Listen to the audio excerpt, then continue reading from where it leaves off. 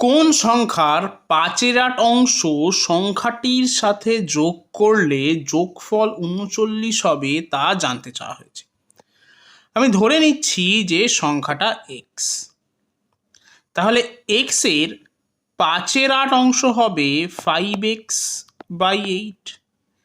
তাহলে আমি বলতেই পারি যে শর্তানুযায়ী এক্স যোগ 5x/8 সমান সমান 39।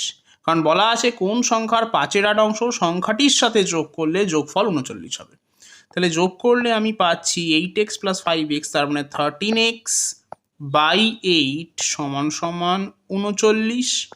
তাহলে x এর মান হবে 39 × 8 ভাগ 13। এখন 13 × 3 = 39, তাহলে সঠিক উত্তর হচ্ছে 24। একটি ট্রিকের সাহায্যেও আমরা এই সমস্যাটির সমাধান আরও কম সময় করতে পারি। তাহলে এক্ষেত্রে অপশান আমার সঠিক অপশান হচ্ছে 24। ট্রিকটা হলো প্রথমেই আমরা 39কে লিখব এবং একে ভাগ করব 1 + 5/8 দিয়ে, যা আসবে তাই হবে আমার উত্তর।